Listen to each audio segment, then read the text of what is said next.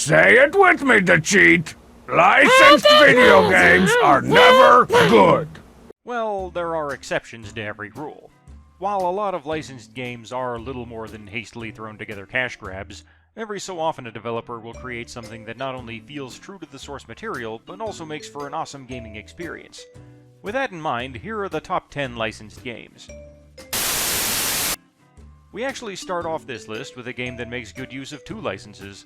The LEGO games in general have a pretty good track record of being entertaining, but LEGO Marvel Superheroes takes full advantage of its universe, drawing upon a wide variety of heroes and villains from Marvel's storied history. Plus LEGO Deadpool. Who's gonna argue with that?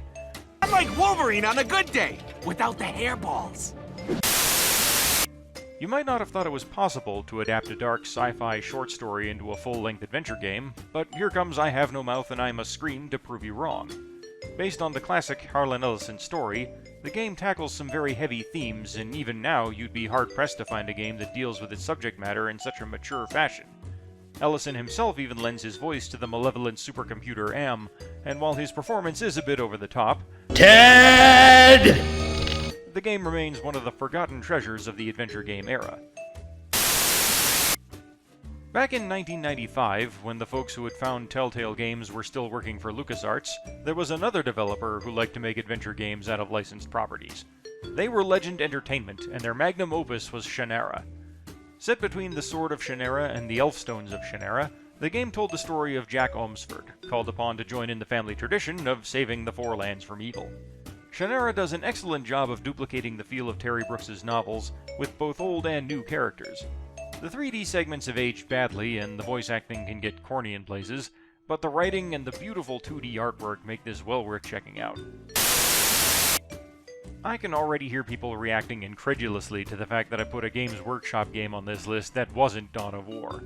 Well, real-time strategy has never been my thing, but I've gotten a lot of enjoyment out of Warhammer's hilariously violent take on American football. Blood Bowl has some nice strategy to it, some great running commentary, and is a pretty accurate computer adaptation of the tabletop game. Pass the ball and praise Nuffle. Back when The Witcher first hit shelves in North America, a lot of people probably didn't know it was a licensed game. But this series of RPGs based on the works of Andrzej Sapkowski has since become one of the gold standards for the genre, exposing North American audiences both to Sapkowski's work and the developer CD Projekt Red, who are hoping to repeat their success with licensed games as they work on Cyberpunk 2077. Speaking of Cyberpunk, the 5th entry on our list is Shadowrun Returns, an adaptation of one of the most popular Cyberpunk tabletop RPGs. Shadowrun has had good luck with licensed games, having releases on the Super NES and the Genesis that were quite good, but Shadowrun Returns gets the nod for this list not just for its story campaign, but also for its creation tools that let you make your own Shadowrun adventures and download others, giving you not just one game but several.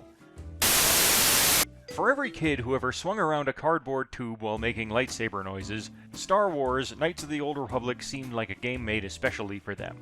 BioWare's seminal RPG didn't just put us in the shoes of a Jedi Knight, it invited us to create a Jedi of our own and decide for ourselves how they would act.